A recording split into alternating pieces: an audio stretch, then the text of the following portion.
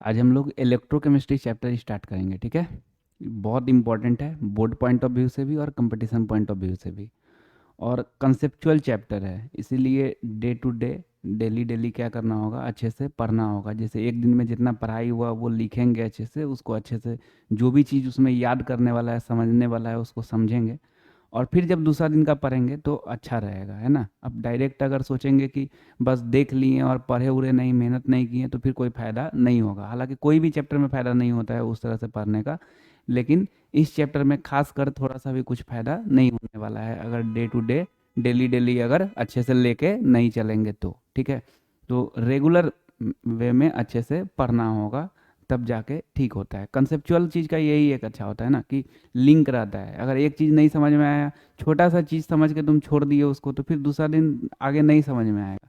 तो उसीलिए छोटा छोटा चीज़ को पकड़ना होता है ना। चलो तो देखते हैं electro chemistry.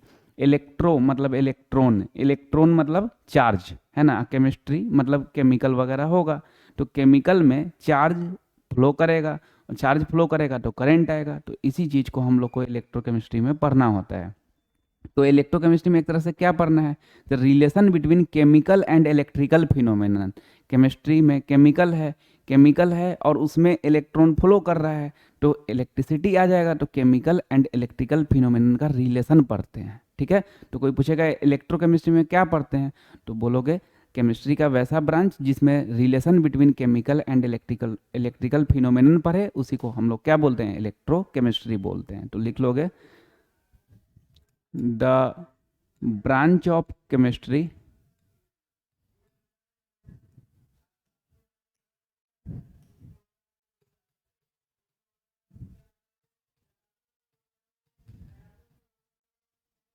which deals with the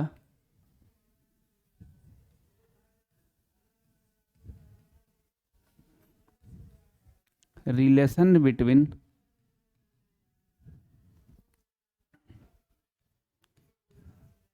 chemical and electrical phenomenon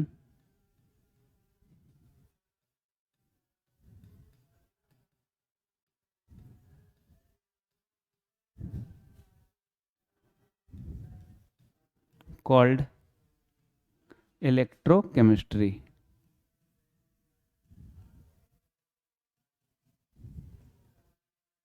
ठीक है। चलिए, तो इसमें पूरा याद नहीं करोगे, सिर्फ इतना दिमाग में रहना चाहिए कि इलेक्ट्रोकेमिस्ट्री में क्या पढ़ते हैं। तो बोलना relation between chemical and electrical phenomenon पढ़ते हैं, ठीक है भाई। अब इलेक्ट्रोकेमिस्ट्री को चार फेज में बांट के पढ़ते हैं। कितना फेज में, चार फेज में, जिसमें पहला फेज का नाम है इलेक्ट्रोकेमिकल सेल। तो नीचे हेडिंग डालेंगे इलेक्ट्रोकेमिकल सेल।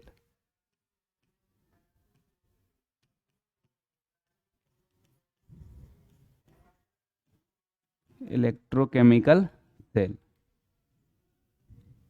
इलेक्ट्रोकेमिकल सेल का ही दूसरा नाम होता है गैल्वेनिक सेल, और नाम होता है वोल्टाइक सेल, और नाम होता है रिडॉक्स सेल, और नाम होता है डैनियल सेल।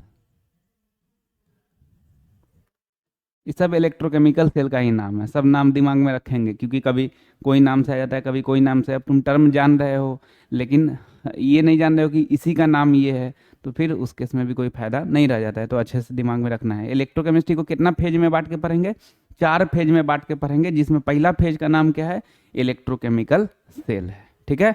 अब इलेक्ट्रोकेमिकल सेल क्या होता है, तो वैसा इंस्ट्रूमेंट जो केमिकल एनर्जी से इलेक्ट्रिकल एनर्जी में कन्वर्ट कर दे। फिर से एक बार, वैसा इंस्ट्रूमेंट जो केमिकल एनर्जी से इलेक्ट्रिकल एनर्जी में कन्वर्ट कर दे रिडॉक्स रिएक्शन के थ्रू, उसी को इलेक्ट्रोकेमिकल सेल बोलते हैं। तो लिखोगे the instrument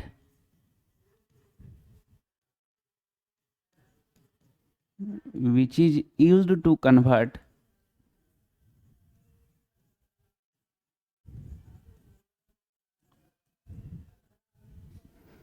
chemical energy into electrical energy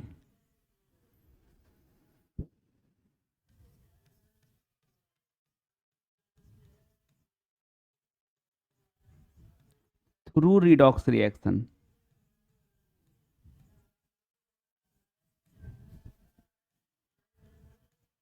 is called electrochemical cell.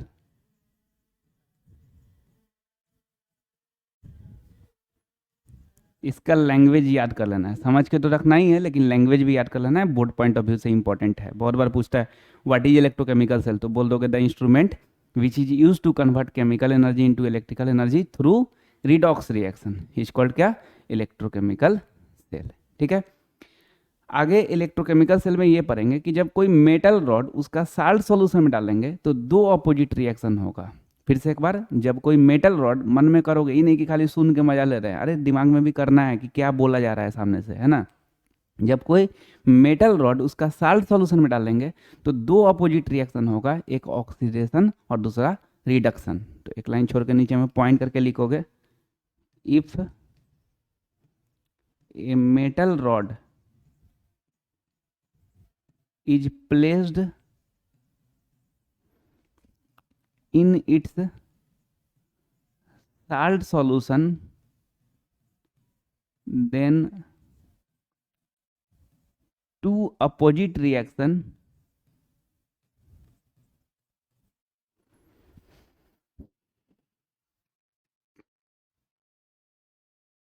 takes place simultaneously।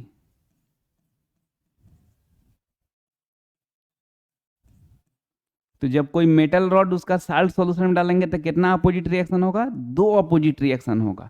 कौन कौन, एक ऑक्सीडेशन और दूसरा रिडक्शन। कौन कौन भाई, एक ऑक्सीडेशन और दूसरा रिडक्शन। देखो तो ध्यान से देखो, जैसे इसमें साल्ट सॉल्यूशन डाल दिए, साल्ट सॉल्यूशन Mn+ है ना, जैसे ZnSO4 होता है ना साल्ट, तो इसको तोड़ोगे तो Zn2+, SO4 2-, ठीक है ना। तो यही कोई मान लिए जनरल M और ऊपर में N+, ये साल्ट सॉल्यूशन है। और इसमें क्या किए, मेटल रॉड डाल दिए, मेटल रॉड डाल दिए M। ठीक, तो जैसे ही मेटल रॉड इसका साल्ट सॉल्यूशन में डालेंगे तो दो अपोजिट रिएक्शन होगा। कौन कौन, एक ऑक्सीडेशन, ऑक्सीडेशन मीन्स क्या, तो लॉस ऑफ इलेक्ट्रॉन। इसका जनरल रिएक्शन क्या होता है, तो M से Mn+ N electron, electron E पे माइनस को क्या पढ़ते हैं, इलेक्ट्रॉन पढ़ते हैं ना। और दूसरा रिडक्शन, रिडक्शन मीन्स तुमसे पूछे तो क्या बोलोगे, गेन ऑफ इलेक्ट्रॉन। इसका जनरल रिएक्शन इसका उल्टा हो जाएगा, तो Mn+ N इलेक्ट्रॉन से M। ये ध्यान से सुनना चाहिए, क्योंकि जब याद करोगे ना तो कोई कोई M से Mn+ E- ऐसे बोलने लगता है, नहीं, ये ध्यान से सुनोगे ना तो ठीक से ऐसे पढ़ोगे, M से Mn+ N इलेक्ट्रॉन। जिनको से बोलने में शर्म लगता है वो गोज टू बोलना, कोई कोई इक्वल टू बोलता है अगर आके ना, M goes to Mn+ N electron, सबसे अच्छा यही रहेगा, ऐसे याद कर ले, M से Mn+ N इलेक्ट्रॉन। ठीक है, तो इसका कहानी क्या है कि जब मेटल रॉड उसका साल्ट सॉल्यूशन में डालते हैं तो दो अपोजिट रिएक्शन होता है, एक ऑक्सीडेशन और दूसरा रिडक्शन। ऑक्सीडेशन मीन्स कोई पूछे तो क्या बोलेंगे, loss of electron. Reduction means पूछे तो गेन ऑफ इलेक्ट्रॉन। ऑक्सीडेशन का जनरल रिएक्शन पूछे तो M से Mn+ N इलेक्ट्रॉन। रिडक्शन का जनरल रिएक्शन पूछे तो Mn+ N इलेक्ट्रॉन से M। ये छोटा छोटा बात है, लेकिन कंफ्यूजन नहीं होना चाहिए, इतना रिवीजन करेंगे कि थोड़ा सा भी कंफ्यूज ना हो। क्लियर कट कोई पूछे ना, ऑक्सीडेशन मीन्स तो बोले loss of electron, reduction means तो गेन ऑफ इलेक्ट्रॉन। ऑक्सीडेशन का जनरल रिएक्शन तो M से Mn+ N इलेक्ट्रॉन, रिडक्शन का जनरल रिएक्शन तो Mn+ N इलेक्ट्रॉन से M। एकदम साफ साफ बोले, इसमें इधर उधर नहीं होना चाहिए। यही छोटा छोटा चीज़ ना बाद में बवंडर बन जाता है। ये छोटा चीज़ देख के याद नहीं करता है, सोचता है रिएक्शन याद नहीं, बाद में बोलता है केमिस्ट्री में खाली रिएक्शन नहीं होता है। अगर इसको तुम याद कर लोगे तो बाद में बहुत सारा रिएक्शन इसी तर्ज पे बैठ जाएगा, तो इसीलिए छोड़ना नहीं है, खूब अच्छे से याद करना है। ठीक है, और बड़ी इजी है जी, बस थोड़ा सा टाइम देना होगा, है ना। चलो, ये तो हो गया कि जब मेटल रॉड उसका साल्ट सॉल्यूशन में डालते हैं तो दो अपोजिट रिएक्शन होता है, एक ऑक्सीडेशन और दूसरा रिडक्शन। ऑक्सीडेशन मीन्स क्या हो गया, loss of electron. Reduction means क्या हो गया, गेन ऑफ इलेक्ट्रॉन। फिर दोनों का जनरल रिएक्शन। आगे सुनना, जब कोई मेटल रॉड उसका साल्ट सॉल्यूशन में डालते हैं तो 3 केस बनता है। कितना केस? 3 केस। फिर से एक बार, जब कोई मेटल रॉड उसका साल्ट सॉल्यूशन में डालते हैं तो कितना अपोजिट रिएक्शन होता है? तो 2 अपोजिट रिएक्शन। और कितना केस होता है? तो 3 केस होता है। वो तीनों केस क्या क्या है? पहला, मेटल के पास ऑक्सीडाइज करने का टेंडेंसी ज्यादा है। ऑक्सीडाइज्ड मतलब ऑक्सीडेशन करने का टेंडेंसी ज्यादा है, मतलब लॉस करने का टेंडेंसी ज्यादा है। दूसरा केस, मेटल के पास रिड्यूस्ड करने का टेंडेंसी ज्यादा है। कर रहा है दोनों, लेकिन रिड्यूस्ड करने का टेंडेंसी ज्यादा है। और तीसरा केस, मेटल के पास ऑक्सीडाइज्ड और रिड्यूस्ड करने दोनों का टेंडेंसी बराबर है। फिर से एक बार, जब मेटल रॉड उसका साल्ट सॉल्यूशन में डालते हैं तो कितना केस बनता है? तो 3 केस। पहला केस, मेटल के पास ऑक्सीडाइज्ड करने का टेंडेंसी ज्यादा है। दूसरा, रिड्यूस्ड करने का टेंडेंसी ज्यादा है। तीसरा, ऑक्सीडाइज्ड और रिड्यूस्ड दोनों करने का टेंडेंसी बराबर। अभी पॉज करके एक बार अपना मन में सोचोगे, ये पूरा बात दिमाग में घुमाओगे कि जब मेटल रॉड उसका साल्ट सॉल्यूशन में डालते हैं तो कितना केस? वो तीनों का केस बोलो। पहला, ऑक्सीडाइज्ड करने का टेंडेंसी ज्यादा। दूसरा, रिड्यूस्ड करने का टेंडेंसी ज्यादा। तीसरा, ऑक्सीडाइज्ड और रिड्यूस दोनों करने का टेंडेंसी बराबर। ठीक है, चलो तो अब तीनों को एक एक करके देखते हैं। सबसे पहले case 1, if a metal rod has more tendency to oxidized than reduced, then इतना के बाद अभी पहले समझते हैं। If a metal rod has more tendency to oxidise and reduced, मतलब ऑक्सीडाइज करने का टेंडेंसी ज्यादा है ना। तो क्वेश्चन पूछेंगे कि अगर मेटल रॉड के पास ऑक्सीडाइज करने का टेंडेंसी ज्यादा होगा तो उसका एग्जाम्पल क्या बोलोगे? तो तुम लोग बोलोगे zinc rod is placed in ZnSO4 solution. क्या बोलोगे? Zinc rod is placed in ZnSO4 solution. तो देखते हैं, इस पे फिर वापस आएंगे अभी।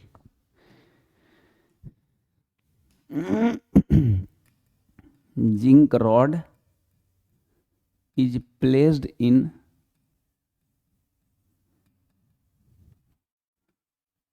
ZnSO4 solution. ठीक है, इधर में ZnSO4 सॉल्यूशन बनाते हैं, इधर में जिंक रॉड डाल देते हैं। कौन सा सॉल्यूशन है? ZnSO4 सॉल्यूशन है। क्या था अपना कहानी? जब मेटल रॉड उसका साल्ट सॉल्यूशन में डालते हैं तो कितना केस बनता है? तो 3 केस बनता है। पहला, ऑक्सीडाइज्ड करने का टेंडेंसी ज्यादा। दूसरा, रिड्यूस्ड करने का टेंडेंसी ज्यादा। तीसरा, दोनों बराबर। तो अभी हम लोग पहला केस पढ़ रहे हैं, ऑक्सीडाइज्ड करने का टेंडेंसी ज्यादा है। तो क्वेश्चन पूछेंगे कि अगर मेटल रॉड के पास ऑक्सीडाइज्ड करने का टेंडेंसी ज्यादा होगा तो उसका एग्जाम्पल क्या बोलोगे? तो बोलोगे zinc rod is placed in ZnSO4 solution. ठीक है, ये एग्जाम्पल हो गया। अब इसके आगे का कहानी, इसके पास ऑक्सीडाइज्ड करने का टेंडेंसी ज्यादा है, मतलब लॉस करने का टेंडेंसी ज्यादा है।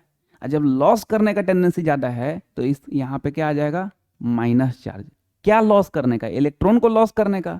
तो यहाँ पे माइनस चार्ज आ जाएगा, माइनस चार्ज आ जाएगा। है, जब लॉस करने का टेंडेंसी रहता है ना तो पूरा शो ऑफ ज़्यादा करता है ना। जो बच्चा का भी बहुत ज़्यादा गर्मी रहता है ना, हराम का पैसा का, वो खूब ज़्यादा ऐठ के गाड़ी चलाएगा, दिखाएगा कि देखो कितना छोटा आदमी है, कितना बदतमीज आदमी है। उसी तरह यहाँ पे लॉस करने का टेंडेंसी ज़्यादा है, मतलब दिखाएगा कि देखो minus charge, minus charge, minus charge, खूब सारा माइनस चार्ज है कि इलेक्ट्रॉन को लॉस करे, है ना। जब यहाँ पे माइनस चार्ज आएगा ना तो इस सॉल्यूशन में तो दोनों चीज़ है, प्लस भी है और माइनस चार्ज भी है। Zn2 plus SO4 2 minus, plus भी है और माइनस भी है। तो इधर से माइनस चार्ज आ रहा था, इधर से कौन भीड़ लगाएगा? प्लस चार्ज भीड़ लगाएगा, प्लस चार्ज भीड़ लगाएगा। तो जो बच्चा बाइक खूब जोर से ऐठता है, एकदम पूरा कोक याद देता है, उसके उसके साथ फिर उस तरह का आदमी रहता है जुड़ने के लिए। हाँ, इसके पास गर्मी है, हराम का पैसा है, तो अच्छे से कोई समोसा पे उसका दोस्त बन गया, कोई और कुछ पे दोस्त बन गया, कोई और कुछ पे, मतलब सब तरह से उसको लूटेगा। ठीक, बहुत सारा दोस्त यार बनेगा उसका। अच्छा आदमी उसके पास नहीं रहेगा, समझ जाएगा ये छोटा आदमी है, लेकिन फालतू आदमी सब उसके पास जाएगा कि हाँ ये लॉस करने के लिए है तो चलो इधर गेन करने चलो। तो अंदर में प्लस भी है और माइनस भी है, दोनों हैं, लेकिन कौन जाएगा? प्लस चार्ज जाएगा।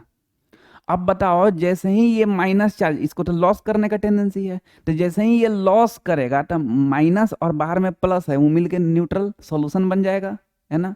तो जैसे ही ये लॉस करता रहेगा तो मास ऑफ इलेक्ट्रोड क्या हो जाएगा? ये इलेक्ट्रोड, रॉड को इलेक्ट्रोड बोलते हैं, तो मास ऑफ इलेक्ट्रोड क्या हो जाएगा? घट जाएगा। अरे यार ये तो लॉस कर रहा है ना, तो मास ऑफ इलेक्ट्रोड घट जाएगा। और कंसंट्रेशन ऑफ सॉल्यूशन क्या हो जाएगा? बढ़ जाएगा। अरे ये तो लॉस करके इधर सॉल्यूशन में आ रहा है, तो कंसंट्रेशन ऑफ सॉल्यूशन बढ़ जाएगा। तो यही बात दिमाग में रखना है कि जब मेटल के पास ऑक्सीडाइज करने का टेंडेंसी ज्यादा रहेगा तो उस इलेक्ट्रोड पे जो पोलरिटी आएगा, पोलरिटी मतलब चार्ज होता है, उस इलेक्ट्रोड पे जो पोलरिटी आएगा वो क्या आएगा? माइनस। मास ऑफ इलेक्ट्रोड घट जाएगा, कंसंट्रेशन ऑफ सॉल्यूशन बढ़ जाएगा। यही तीन चीज दिमाग में रखना है, रटना नहीं है, समझ के दिमाग में रखना है। पहला केस क्या था? जब ऑक्सीडाइज करने का टेंडेंसी ज्यादा, मतलब लॉस करने का टेंडेंसी ज्यादा। जब ऑक्सीडाइज करने का टेंडेंसी ज्यादा था, इलेक्ट्रोड का पोलरिटी निगेटिव, इलेक्ट्रोड का मास घट जाएगा क्योंकि लॉस कर रहा है ना, तो इलेक्ट्रोड का मास घट जाएगा और कंसंट्रेशन ऑफ सॉल्यूशन बढ़ जाएगा। तो यही बात को इधर में लिख लेते हैं। इसमें क्या लिखे हुए हैं? If a metal rod has more tendency to oxidise then reduced, then its polarity is negative, mass of electrode, mass of electrode क्या हो जा रहा था? घट जा रहा था, decreases, and concentration of solution increases. Concentration of solution क्या हो जाएगा? बढ़ जाएगा। ठीक है, कंसंट्रेशन ऑफ सॉल्यूशन बढ़ जाएगा। रटना नहीं है, कंसेप्चुअल चीज है, समझ के रखना है। ठीक है, तो ये पहला केस हो गया कि जब ऑक्सीडाइज करने का टेंडेंसी ज्यादा होगा तो उस केस में इलेक्ट्रोड का पोलरिटी हो जाएगा माइनस, मास ऑफ इलेक्ट्रोड घट जाएगा और कंसंट्रेशन ऑफ सॉल्यूशन बढ़ जाएगा। जब ऑक्सीडाइज करने का टेंडेंसी ज्यादा होगा तो उसका एग्जांपल क्या होगा? Zinc rod is placed in ZnSO4 solution. Clear है? नेक्स्ट बात कि ये जो प्रोसेस है ये लॉस करने का, क्या ये इनफाइनाइट टाइम तक चलता रहेगा? क्या हमेशा के लिए चलता रहेगा? क्या नहीं, नहीं। उसका, उस बच्चा का जो ऐठ रहा है पूरा बाइक, उसका गर्मी हमेशा के लिए रहेगा? क्या नहीं, एक समय ऐसा आएगा जब झड़ जाएगा। वो क्या करेगा? लॉस करते करते करते करते एक समय ऐसा एहसास होगा कि अब ज़्यादा लॉस कर लिए, मतलब उस समय से फिर बंद हो जाएगा। तो ये प्रोसेस भी इनफाइनाइट टाइम तक नहीं चलता रहेगा, एक दिन रुक जाएगा। कब रुक जाएगा? जब rate of oxidation reaction rate of reduction reaction के बराबर हो जाएगा। पहले ऑक्सीडाइज कर रहा है, लॉस कर रहा है, लॉस कर रहा है, लॉस कर रहा है, लॉस करने का टेंडेंसी और गेन करने का टेंडेंसी जब बराबर हो जाएगा, इक्विलिब्रियम आ जाएगा, तो उस समय रुक जाएगा। ठीक है, तो ये प्रोसेस क्या इनफाइनाइट टाइम तक चलेगा? क्या, तो क्या बोलोगे? नहीं। अच्छा, तो कब तक चलेगा? जब तक rate of oxidation reaction rate of reduction reaction के बराबर ना हो जाए। तो नीचे में पॉइंट करके, this process will not continue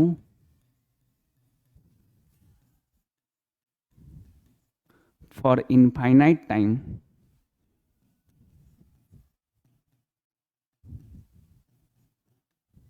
because when sufficient negative charge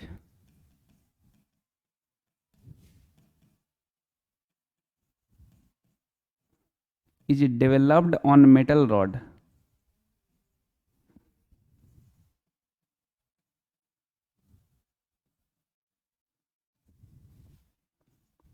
then rate of oxidation reaction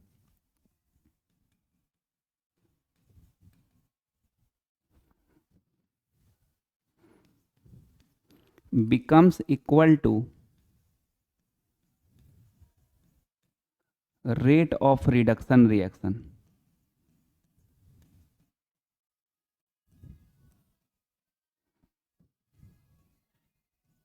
ठीक है, लैंग्वेज नहीं रटना है, समझ के रखना है।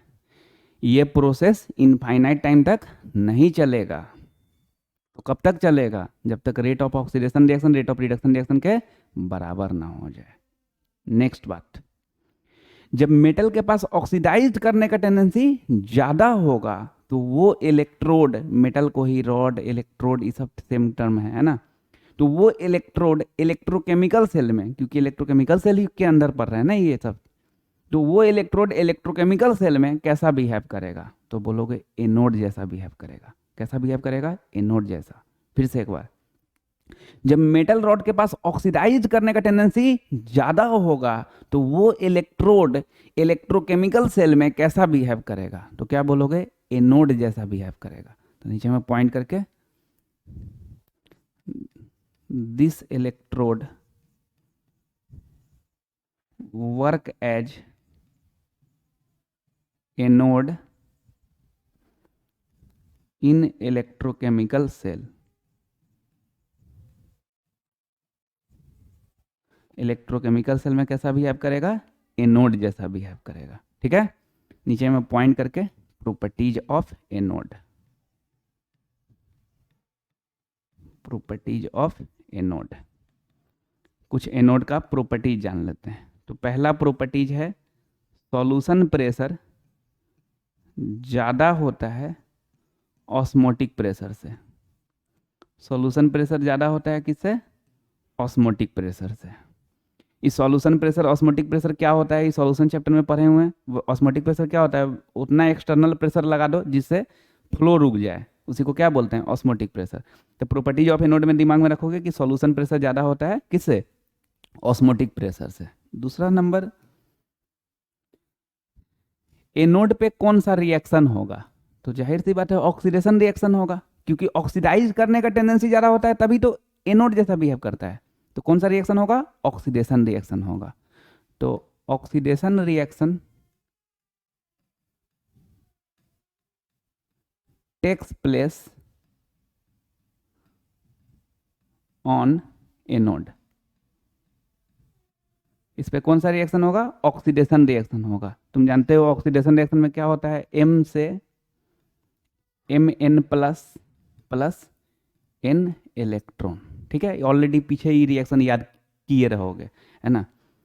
तीसरा नंबर, एनोड का पोलरिटी क्या होगा? पोलरिटी मतलब क्या होता है? चार्ज। तो एनोड का पोलरिटी क्या होगा? क्या देख रहे थे अभी? पोलरिटी क्या देख रहे थे? यहाँ पे माइनस आ जा रहा था ना, तो एनोड का पोलरिटी क्या हो जाएगा? निगेटिव। तो तीसरा नंबर लिख लोगे, anode has negative polarity. Anode का पोलरिटी निगेटिव होगा। नेक्स्ट, एनोड जो है ना सॉर्ट्स ऑफ इलेक्ट्रॉन है। देखो ना यहाँ पे बहुत सारा इलेक्ट्रॉन है, गुच्छा है। एनोड सॉर्ट्स ऑफ इलेक्ट्रॉन है, किसके लिए? तो दूसरे सर्किट के लिए, दूसरे सर्किट के लिए। तो anode is sorts of electron for external circuit. Anode sorts of electron होता है किसके लिए? एक्सटर्नल सर्किट के लिए। तो दिमाग में रखोगे ये सब बात।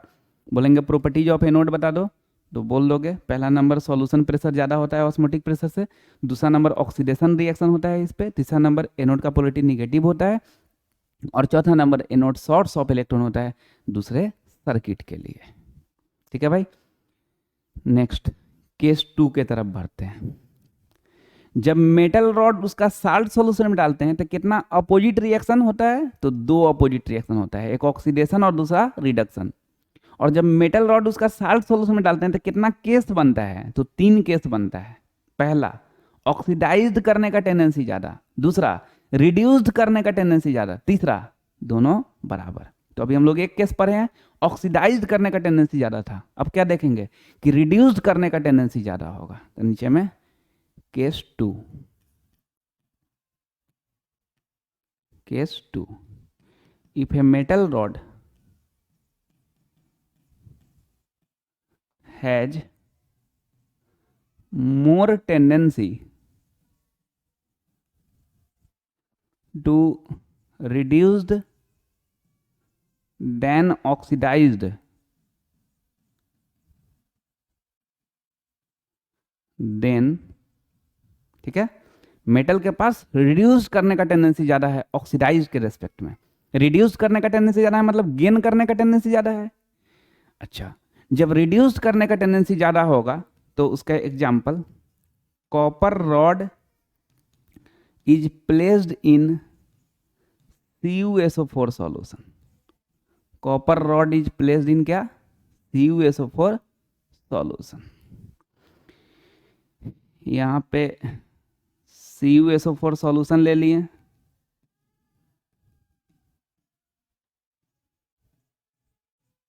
और कॉपर रॉड ले लिए,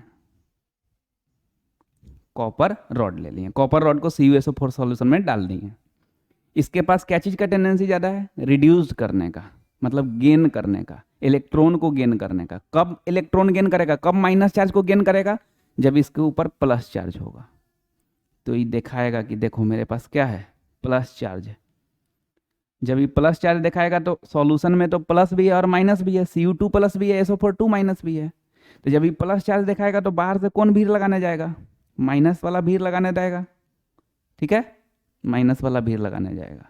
तो ये क्या करेगा? जैसे ही माइनस कोई लेगा तो प्लस माइनस मिलकर न्यूट्रल, मतलब मास ऑफ इलेक्ट्रोड क्या हो जाएगा? बढ़ जाएगा। ये तो एक्सेप्ट कर लेगा ना, ले लेगा ना, तो मास ऑफ इलेक्ट्रोड क्या हो जाएगा? बढ़ जाएगा। आई माइनस को पूरा ले जा रहा है तो कंसंट्रेशन ऑफ सॉल्यूशन क्या हो जाएगा? घट जाएगा। तो जब मेटल के पास रिड्यूस करने का टेंडेंसी ज्यादा है तो इलेक्ट्रोड का पोलरिटी क्या हो जाएगा? प्लस, मास ऑफ इलेक्ट्रोड बढ़ जाएगा, काहे कि गेन कर रहा है ना, तो मास ऑफ इलेक्ट्रोड बढ़ जाएगा और कंसंट्रेशन ऑफ सॉल्यूशन घट जाएगा, कंसंट्रेशन ऑफ सॉल्यूशन घट जाएगा। तो इसको कंटिन्यू करते हैं। If a metal rod has more tendency to reduce then oxidised, then its polarity is positive, mass of electrode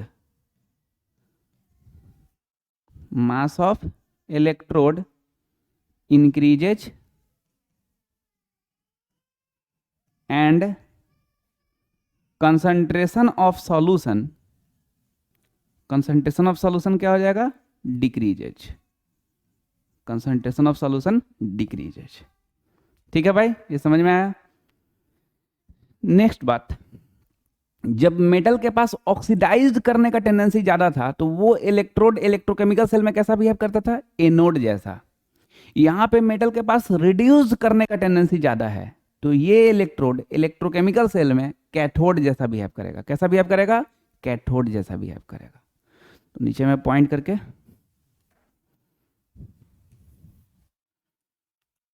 this electrode work as cathode in electrochemical cell। ये electrochemical cell में कैसा behave करेगा? Cathode जैसा behave करेगा। ठीक है, तो नीचे में पॉइंट करके प्रॉपर्टीज ऑफ कैथोड देख लेंगे।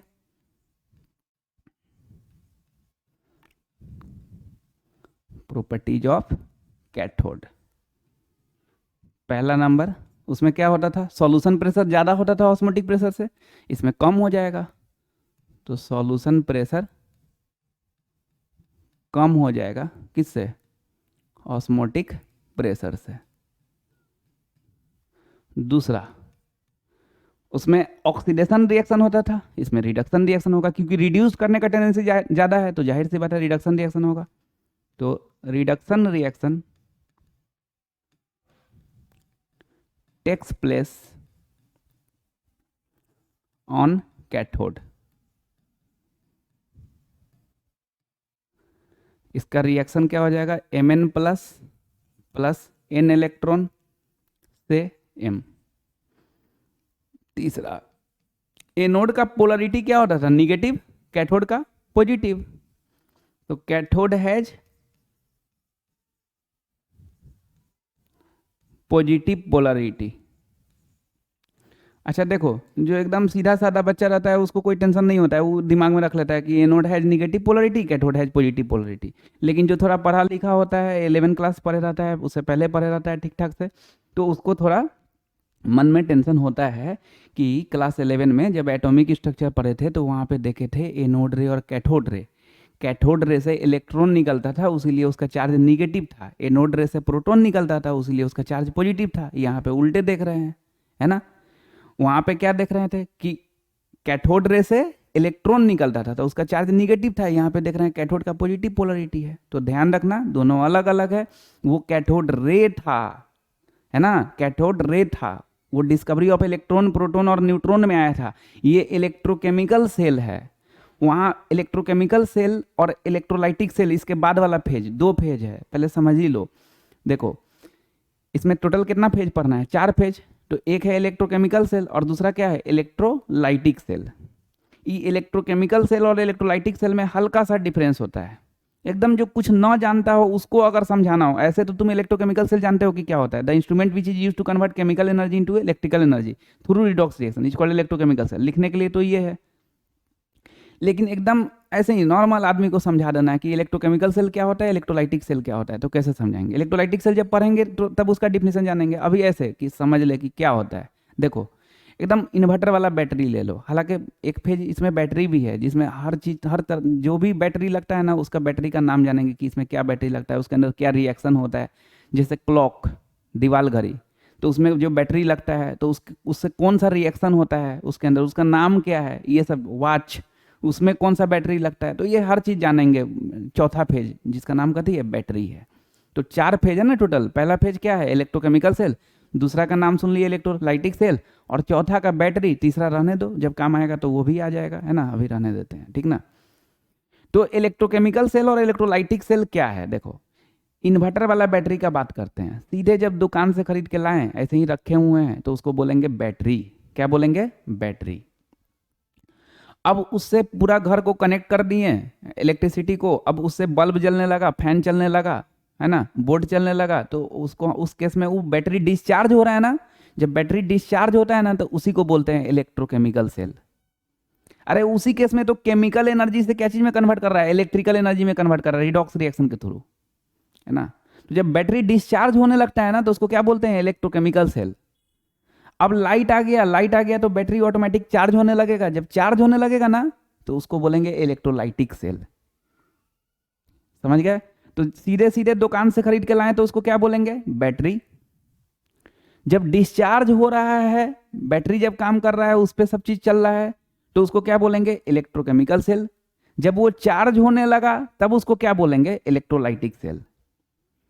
तो वहां पे क्या होता था? एटॉमिक स्ट्रक्चर में डिस्कवरी ऑफ इलेक्ट्रॉन, प्रोटॉन या न्यूट्रॉन वाले में चार्ज देते थे हम लोग। चार्ज देते थे, चार्ज करते थे, उसको इलेक्ट्रिसिटी प्रोवाइड करते थे। तो वहां पे इलेक्ट्रोलाइटिक सेल का कंसेप्ट लगता था।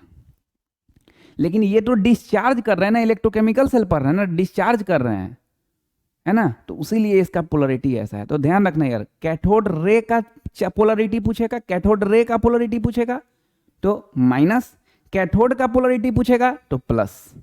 फिर से एक बार प्लीज अच्छे से, कैथोड रे का पोलरिटी माइनस, कैथोड का polarity plus.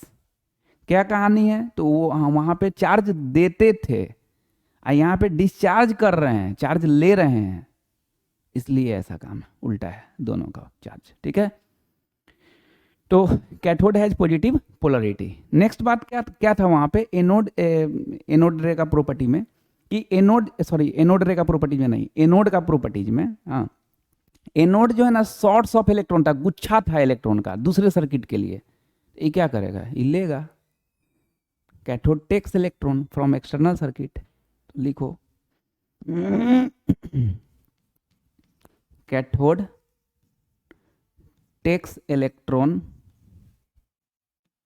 From external circuit. इसको कोई चाहो तो पूरा पूरा ELECTRON भी लिख सकते हो, इस शॉर्ट में लिखते हैं ई के ऊपर माइनस इलेक्ट्रॉन, ठीक है। चलो, तो ये चारों प्रॉपर्टीज हो गया। कोई से पूछेंगे प्रॉपर्टीज ऑफ कैथोड बता दो, तो बोल दोगे सॉल्यूशन प्रेशर कम होता है ऑस्मोटिक प्रेशर से, दूसरा नंबर रिडक्शन रिएक्शन होता है, तीसरा नंबर कैथोड का पोलरिटी प्लस होता है, चौथा नंबर कैथोड इलेक्ट्रॉन लेता है एक्सटर्नल सर्किट से। तो एनोड का अगर याद कर लोगे तो कैथोड का ऑटोमेटिकली हो जाएगा, लेकिन फिर भी सोच लोगे, घमंड नहीं खाओगे। ठीक है, आगे बढ़ते हैं। जब मेटल रॉड को उसका साल्ट सॉल्यूशन में डालते हैं तो कितना केस बनता है? 3 केस बनता है। पहला, ऑक्सीडाइज्ड करने का टेंडेंसी ज़्यादा। दूसरा, रिड्यूस्ड करने का टेंडेंसी ज़्यादा। तीसरा, जब दोनों बराबर हो। तो ऑक्सीडाइज करने का पढ़ लिए, रिड्यूस करने का पढ़ लिए। अब देखेंगे ऑक्सीडाइज और रिड्यूस करने दोनों का टेंडेंसी बराबर होगा तो उस इलेक्ट्रोड को बोलेंगे नल इलेक्ट्रोड। NuLL, नल। नल्ला होता है ना, जो कोई काम नहीं करता है। तो इसी तरह यहाँ पे कोई काम ना ऑक्सीडाइज कर रहा है ना रिड्यूस कर रहा है, तो इसको नल इलेक्ट्रोड बोलेंगे। या इसी का दूसरा नाम होता है इनर्ट इलेक्ट्रोड। तो केस 3 क्या है कि जब मेटल रॉड के पास ऑक्सीडाइज्ड और रिड्यूस्ड दोनों करने का टेंडेंसी बराबर हो तो उसको नल इलेक्ट्रोड बोलेंगे या इनर्ट इलेक्ट्रोड बोलेंगे। ठीक है, तो नीचे में पॉइंट करके case 3, if a metal rod has same tendency of oxidized and reduced, then it is known as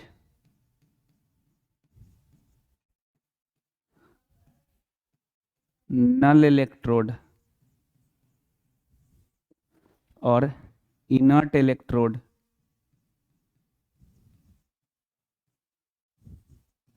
example में हो जाएगा प्लेटिनम। प्लेटिनम कोई भी सॉल्यूशन में डाल देंगे ना, ना ऑक्सीडाइज करेगा ना रिड्यूस करेगा। जिंक रॉड को जब ZnSO4 सॉल्यूशन में डाल रहे थे तो क्या कर रहा था? ऑक्सीडाइज कर रहा था। कॉपर रॉड को CuSO4 सॉल्यूशन में डाल रहे थे तो रिड्यूस कर रहा था।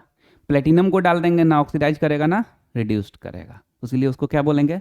नल इलेक्ट्रोड बोलेंगे। क्या बोलेंगे? नल इलेक्ट्रोड बोलेंगे। अब नेक्स्ट हेडिंग देखते हैं, है ना।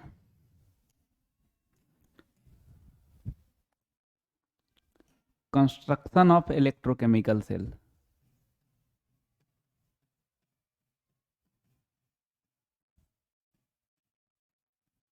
इलेक्ट्रोकेमिकल सेल का कंस्ट्रक्शन करेंगे, है ना, बनाएंगे। पहला फेज तो यही पढ़ रहे हैं, इलेक्ट्रोकेमिकल सेल। तो इसका देखते हैं कंस्ट्रक्शन। एक कंपार्टमेंट ये ले लिए, इसमें ZnSO4 सॉल्यूशन ले लिए। ZnSO4,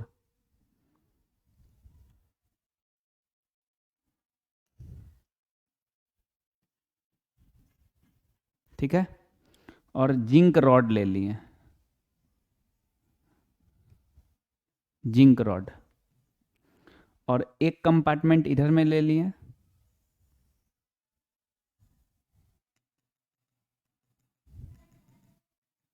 इसमें CuSO4 सॉल्यूशन ले लिए और कॉपर रॉड, कॉपर रॉड ले लिए। ठीक, इससे वायर कनेक्ट कर दिए।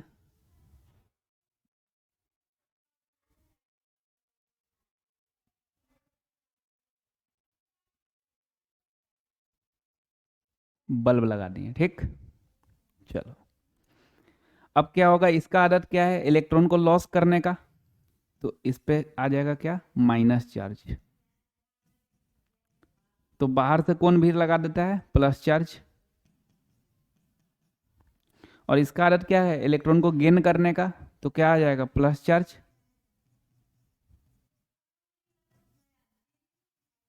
तो बाहर से कौन भी लगा देता है? Minus charge. ठीक, अब जैसे ही इधर से इलेक्ट्रॉन को गेन करेगा, सॉरी, इलेक्ट्रॉन को लॉस करेगा और ये इलेक्ट्रॉन को गेन करेगा, मतलब इलेक्ट्रॉन का फ्लो किधर से किधर? ये लॉस कर रहा है, ये गेन कर रहा है, मतलब इलेक्ट्रॉन का फ्लो ये डायरेक्शन होगा। इलेक्ट्रॉन का फ्लो इस साइड से इस साइड।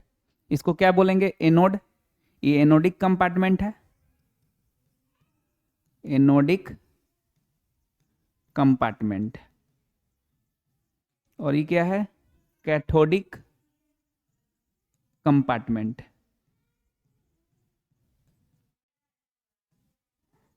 तो इस इलेक्ट्रोड को क्या बोलेंगे, एनोड, और इस इलेक्ट्रोड को क्या बोलेंगे, कैथोड। तो इलेक्ट्रॉन का फ्लो किधर से किधर हो रहा है, एनोड से कैथोड की तरफ, एनोड से कैथोड की तरफ। इसका पोलरिटी माइनस, इसका पोलरिटी प्लस, तो माइनस से प्लस की तरफ, ठीक। अब क्या होगा, जैसे ही जिंक ZnSO4 सॉल्यूशन में जिंक रॉड डाले, CuSO4 सॉल्यूशन में कॉपर रॉड डाले, वायर निकाले, बल्ब जला, बुझ गया।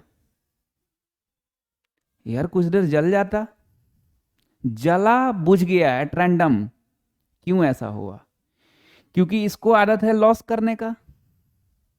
जब लॉस करेगा तो जब फ्री में कोई चीज मिलता है तो भीड़ खूब लग जाता है, तो इसका आदत है लॉस करने का। तो यहाँ पे बहुत ज्यादा प्लस चार्ज थोड़ा ही देर में भीड़ लग जाएगा, और जब बहुत ज्यादा प्लस चार्ज आ जाएगा तो ये आसानी से लॉस नहीं कर पाएगा। जैसे कोई चीज़ तुम फ्री में बांटने जाओ तो स्टार्टिंग में कम आदमी रहेगा, क्योंकि पता नहीं रहेगा कि फ्री में बांटने आया। धीरे धीरे हल्ला होते होते तो बहुत ज़्यादा भीड़ लग जाएगा। जब बहुत ज़्यादा भीड़ लग जाएगा ना, तो फिर बहुत टफ होगा तुमको देना।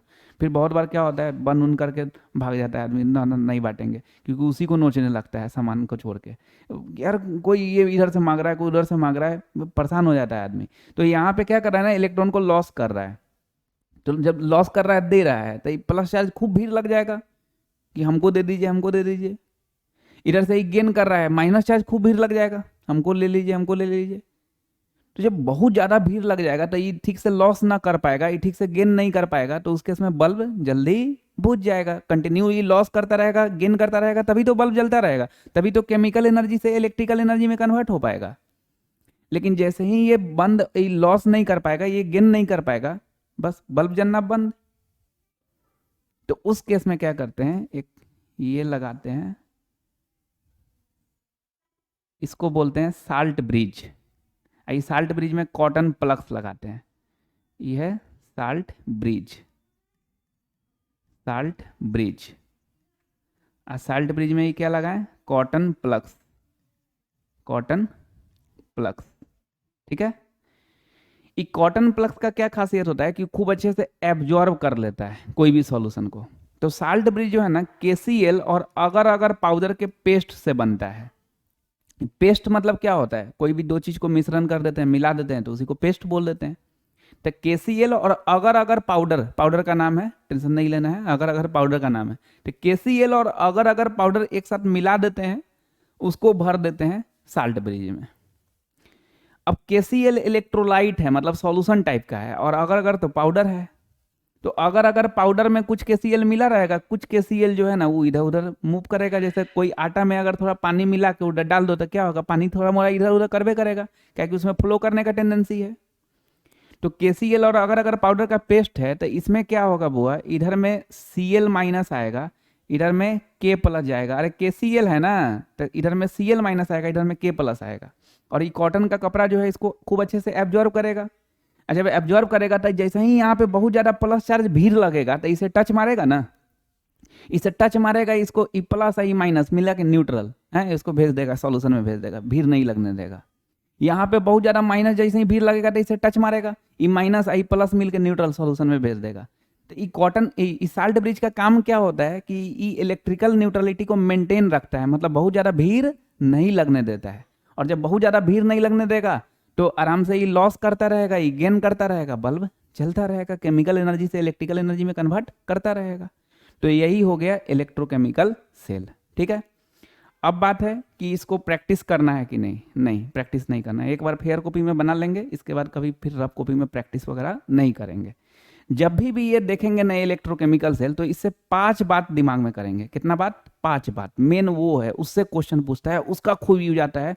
तो ये 5 बात दिमाग में करेंगे। ये नहीं कि इसको फिर हम पेंसिल लिए, रफ लिए, एकदम 5-6 बार बनेले हैं। नहीं, एक बार बना लेना रफ को फेयर कॉपी में, उसके बाद नहीं बनाना कभी, रफ में प्रैक्टिस नहीं करना। इस जैसे ही देखना ना, तो दिल में कितना बात आना चाहिए, 5 बात आना चाहिए। ध्यान से सुनना। पहला बात, इलेक्ट्रोकेमिकल सेल में एनोड का पोलरिटी, एनोडिक कंपार्टमेंट है तो एनोड होगा। तो इलेक्ट्रोकेमिकल सेल में एनोड का पोलरिटी माइनस, वो ऑलरेडी पीछे भी देखे हुए हैं, तो जाहिर सी बात है यार, वो इलेक्ट्रोकेमिकल सेल ही पर है तो वही देखेंगे। तो इलेक्ट्रोकेमिकल सेल में एनोड का पोलरिटी माइनस, कैथोड का पोलरिटी प्लस, ये एक बात हो गया, ठीक।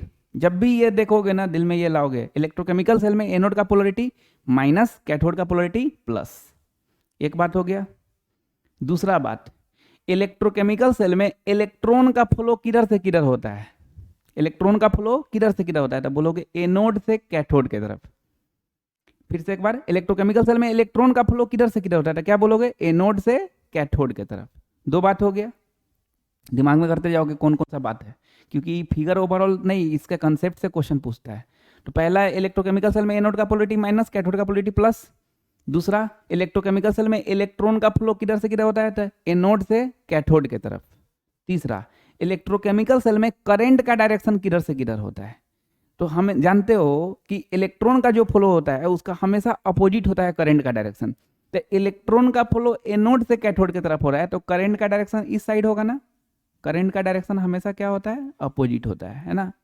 तो करंट का डायरेक्शन किधर से किधर होगा, तो कैथोड से एनोड की तरफ होगा। तीन बात हो गया, पहला पोलरिटी वाला हो गया, दूसरा इलेक्ट्रॉन का फ्लो वाला, तीसरा करंट का डायरेक्शन वाला। ठीक, चौथा, साल्ट ब्रिज का काम क्या है, तो साल्ट ब्रिज का काम है इलेक्ट्रिकल न्यूट्रलिटी को मेंटेन करना है, भीड़ नहीं लगने देता है। फिर से एक बार, साल्ट ब्रिज का काम क्या है, तो इलेक्ट्रिकल न्यूट्रलिटी को मेंटेन रखना।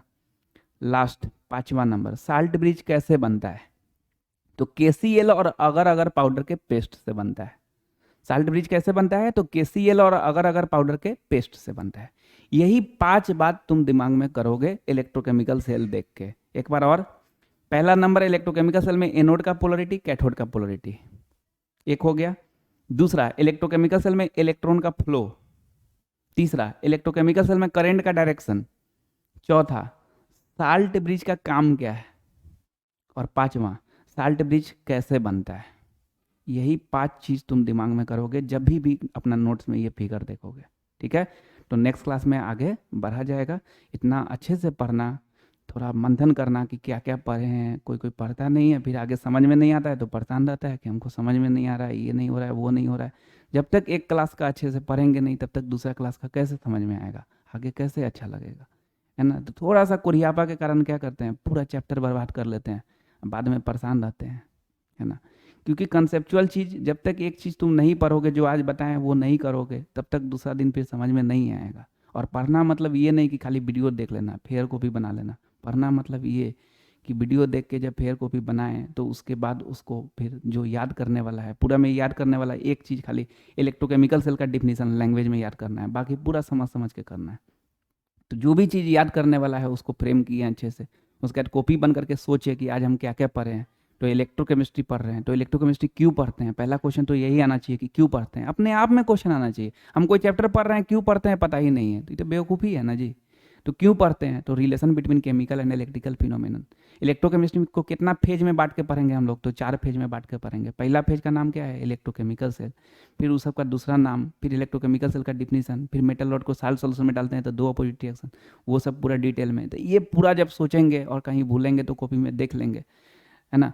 फिर उसको मंथन करेंगे तो ये फिर तगड़ा हो जाता है कंसेप्ट। फिर जब दूसरा क्लास का आदमी देखता है तो फिर अच्छा लगता है। तो फिर रिवीजन भी करते रहना होता है, ये नहीं कि एक दिन सोच लिए तो हो गया, है, रिवीजन भी करते रहना होता है। ठीक है, तो इतना अच्छे से पढ़ना, नेक्स्ट क्लास में आगे बढ़ेंगे।